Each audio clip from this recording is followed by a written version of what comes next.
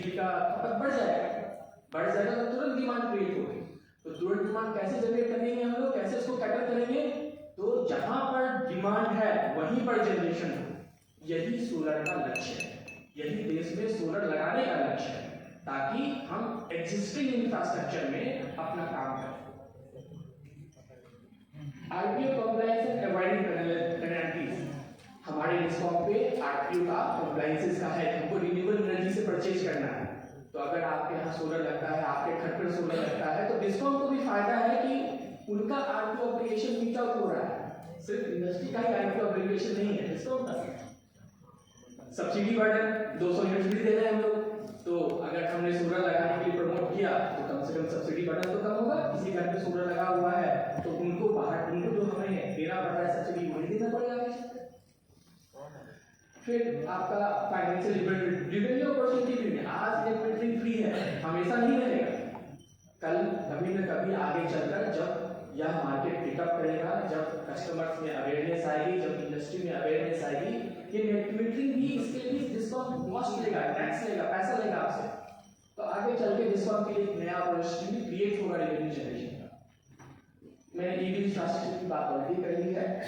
और सिर्फ ये तो आप सबको जानते हैं कि हम सबको कोयले से हटना है और रिन्यूएबल एनर्जी की तरफ बढ़ना है, ताकि हम एक सस्टेनेबल ग्रोथ कर सकें, जो हमारे लिए, इस मानव जाति के लिए, झारखंड के लिए, सबके लिए लक्ष्य है। इंडस्ट्री के लिए मैं ये ग्राफ लेके आया।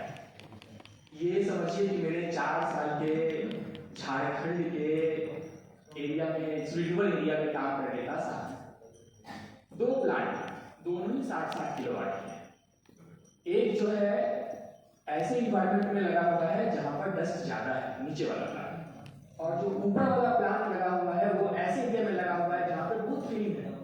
एक का सीओ है 12% के आसपास, एक का सीओ है 20% के आसपास। आप देख सकते हैं जनरेशन का डिफरेंस कितना है रफली। तो जो प्लांट आपको 5 साल में, 6 साल में, 7 साल में पैसा वापस करता, अगर एक अच्छी इन्वायरमेंट में लगा हुआ है तो बहुत जल्दी आपका रिटर्न हो जाएगा। इस बात को गौर फरमाइएगा, आगे चल के यही पॉइंट में रेज करूंगा। सो झारखंड में क्या क्या अपॉर्चुनिटी है हमारे लिए? एक, अपने घर पे सोलर प्लांट लगा सकते हैं, अपनी इंडस्ट्री पे सोलर प्लांट लगा सकते हैं। सोलर प्लांट लगाने से हमारा एनर्जी का कॉस्ट हो जाता है फिक्स। मान लीजिए 3 रुपया, 2 रुपया 80 पैसा, हमारे 25 साल के लिए फिक्स रहेगा। हम अभी दे रहे हैं 5 रुपये, 2 रुपये का बेनिफिट, मुझे तभी हो गया, अभी हो गया। आगे चलकर जब बिजली का रेट बढ़ेगा, अभी तो मैं 8.5 रुपये हो जाएगा, तो मेरा डिफरेंस मार्जिन बढ़ जाएगा। दूसरा, जो कि सज्जन पूछ रहे थे कि भाई बड़े प्लांट लगाने हैं, कैसे कर सकते हैं? ऑब्वियसली झारखंड में सबसे अच्छी पॉलिसी है बड़े लेवल का सोलर प्लांट लगाने। सिर्फ गवर्नमेंट को बेचने के लिए नहीं, आप एक इंडस्ट्रियलिस्ट हैं, आपकी फैक्ट्री बहुत ज्यादा बिजली खर्च करती है, आप चाहें तो झारखंड में कहीं और, जैसे कि चिरकुटा का सर्किल है, जिसमें क्लस्टर है, जिसमें कि मोस्ट ऑफ जो है सब बेस इंडस्ट्री है, जिनका आसपास का एनवायरनमेंट जो है वो साफ सुथरा नहीं है, वहां पे प्लांट लगाएंगे, जैसा मैंने दिखाया, जनरेशन कम होगा, आपको बेनिफिट उतना नहीं मिलेगा। लेकिन आप चाहें तो एक क्लीनर जगह पे प्लांट लगा सकते हैं और ग्रुप नेट मीटरिंग वर्क के थ्रू या व्हीलिंग के थ्रू आप उस एनर्जी को अपने प्लांट तक ला सकते हैं।